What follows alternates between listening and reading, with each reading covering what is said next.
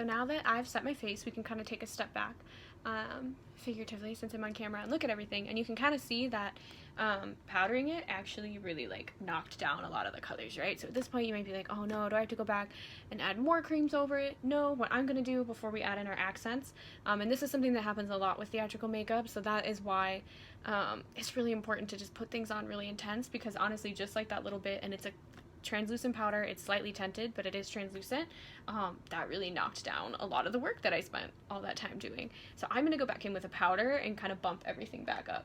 So I'm actually just going to use powder eyeshadows and my powder contour.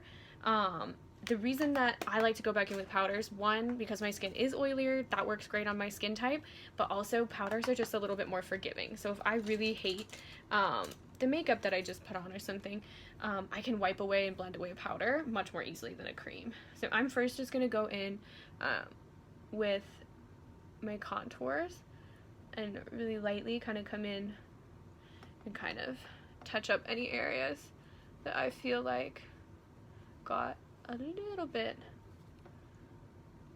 too light after I just powdered. And so that's why I was saying too, like using a colorless powder can just be way too intense and too light sometimes, because even though that one was not colorless, it really did make me significantly lighter. So that's why you have to be careful with the powders that you use to set, but you also have to be mindful of like just in general like the colors that you're using, because on me, I am so pale that even white is hard to get to show up. So that's why if I go back in and I just kind of like bump everything back up with powders, it can kind of bring back everything I lost without making anything too cakey. And so it can get kind of out of hand when you do this too, so you do have to be careful, and like that I'm probably going to need to go back in and kind of calm down. But yeah, so I'll use like my contour when I do it. I can take a little bit of purple and kind of come in. Again, if you have to make your same facial expressions, you can certainly do that. And again, you're not trying to apply like a nice eyeshadow or a nice eye makeup on yourself. We're just kind of trying to bring back anything that we may have just lost to powdering. So I'm taking just kind of like a little bit of a purple and a little bit of like a taupe, and kind of coming back in and helping these lines stand out a little bit more. And again, there I am with my like random mumbling again. I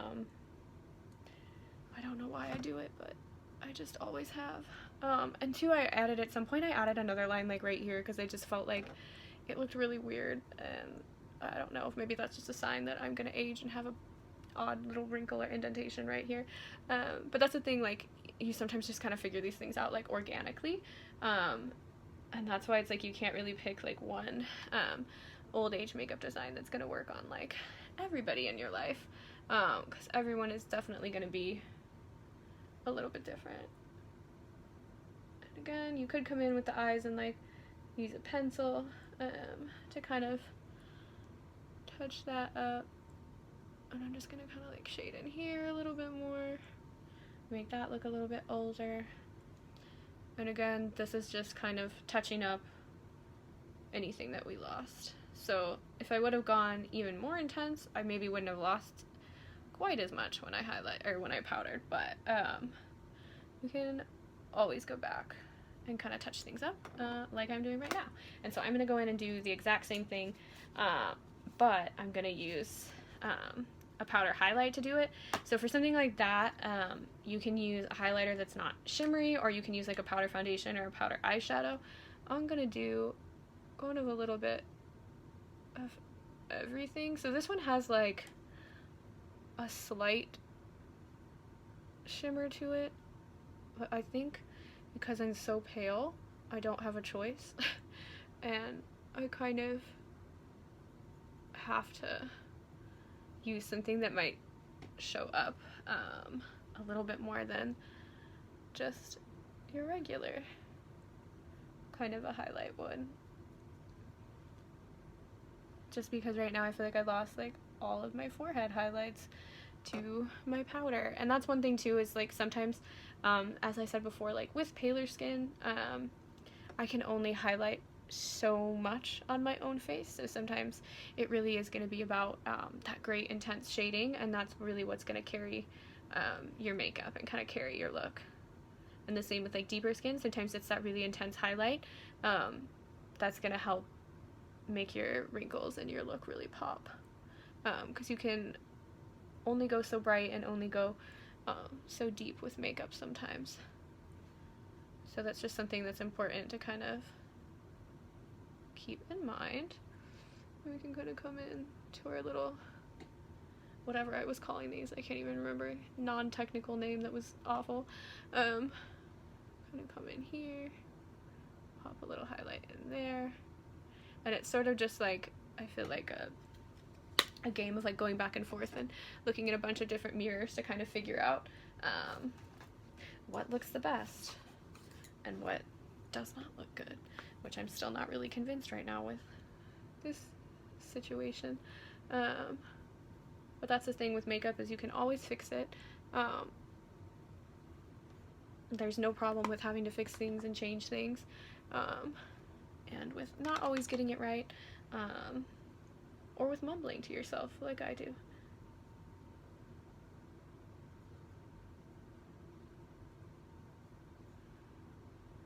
So you can see like we're kind of starting to get it back a little bit, and so that's something that you could probably sit there and do this for hours to try to get it correct, but we'll kind of leave it at that. And then so another thing that I also really like to do when I'm doing these kind of like accents with powders is I like to give a little bit of color back to the eye. So I usually use something a little bit pinkier than what somebody's skin tone is, so it's kind of dependent on what their skin tone is, but I kind of throw just sort of like a pinkish color, and I feel like that kind of helps pop the eye a little bit, but then it also just kind of makes you look a little bit like sick almost too. And I sometimes even like to bring that same pink into the rest of my makeup.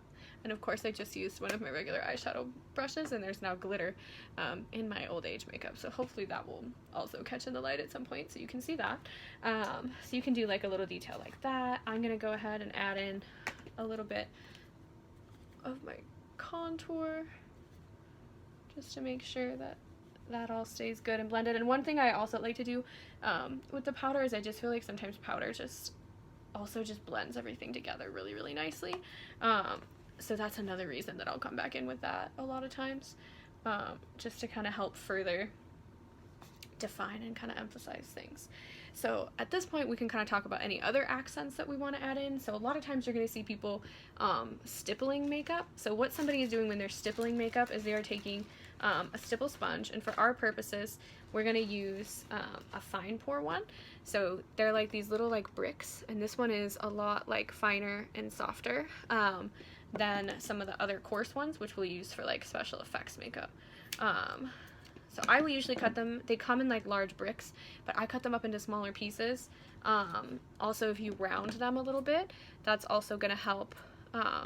One, you won't end up with like the little like square lines, but that also kind of makes it roll onto the skin a little bit better. So I should have pre-cut this and not done this now, but just to give you like a quick idea, especially when you're adding in like sunspots and age spots and things, I like to use this. You can go in and I'll show you with like a pencil or a brush, but I like to use this because it also just kind of helps to like break things up. So sometimes I'll actually even take like my foundation. I don't think I have to do that because mine ended up a little bit lighter than my intention was, but if you ever end up with something looking like, oh, it's just too much, take a little bit of foundation on this little stipple sponge, put it over it, and it'll tone it down. But for now, we're just going to focus on putting like kind of extra color over things. So I'm actually going to take a little bit of the purple that was in that bruise wheel, and I'm gonna kind of, so it might seem scary, but we're just gonna really lightly put this over everything, like even over highlights, just about everything. And so this is an effect where sometimes when you stipple things and you put it and you stipple it and you look at somebody up close, it's like, oh, it's a little too much. But the reason that we like to stipple our makeup is because if you look at your skin and just like at your hands or your arms or something, nobody has just like a couple of colors in their skin. Everybody has a ton of different color. So doing this kind of just like breaks everything up. So it's a little scary, but I feel like it's always pretty beneficial to go back and do this, just because I think it really adds to it. It just makes it look more human. Again, it can like break things up, and I think this also just helps make things more realistic. And so you can also add age spots this way. So age spots are just like hyperpigmentation that happens to us over time. And what I'll do is I'll take the little stipple sponge, and if you didn't have that, and you have like the little wedge sponges, you can rip them in half and kind of like tear at them so that they have sort of an uneven texture, and you can do the same thing with these, or with the orange like rubber pore sponges too. And what I'll do for age spots is I'll just kind of like plop it down a little bit more heavily than I did when I was just lightly stippling. So if I lightly stipple my color on, it's going to be more of just like a breakup, but if I do more of like I press it in and kind of twist it, it's going to give you larger areas. So up close, again, that might seem like too much, but from further away, this can kind of seem more like age spots, or it can be somebody has a mole, or they have a lot of redness, whatever it might be. And so this is kind of a combo of like a brown and a little bit of a purple, but you can do that. We can add a little onto the cheeks. And again, doing stuff like this can be really scary, and you can definitely overdo it, so you want to be careful. But again, it's like these little touches that I think help it just look more realistic, and it just kind of breaks it up, and it helps you look a little bit more human, and just not quite as costumey. Another thing you can do, so if you do want to do that, but you want like a little bit more intensity or something, you can use a pencil. And again, so I can use, for me, I could use this kind of like taupey brow pencil. Usually age spots are going to be like a little bit like warmer than what your skin tone is. And so you can kind of just do like, I wouldn't do like perfect circles. I would kind of like press the pencil down and kind of like move it, which you can't see because it just got so bright. And that'll kind of give you your age spots as well. So that's like one way you could do it. If you wanted to give yourself like a mole, that's when you would probably either like kind of make it like a circular motion, and kind of like pull it back off, and that'll help you kind of look like you have a nice little like age spot, or like a beauty spot, not an age spot, a beauty spot now. And again, those are all things where the further away you are, the more intense you're gonna have to do them, and the larger you're gonna have to do them. But it's a pretty common effect that people usually like to see. You can also use like stubbier brushes like this to kind of shade and stipple things on as well. But I love stippling. I think it just makes things look a lot more realistic. And one more thing we can do is add a little bit of redness. So a lot of times, the older you get, sometimes like your capillaries kind of like, I don't know if they're just irritated. I don't know what the exact terminology is, but a lot of times you see people with more redness, or if your character's like an alcoholic, or they're flustered, or whatever it is, you can add just like a little bit of redness. I think a lot of us are really used to using our little like Ben Nye bruise wheels. The red that's in here is so orange, so I don't like to use that for this kind of stuff, especially if you're like fair, medium.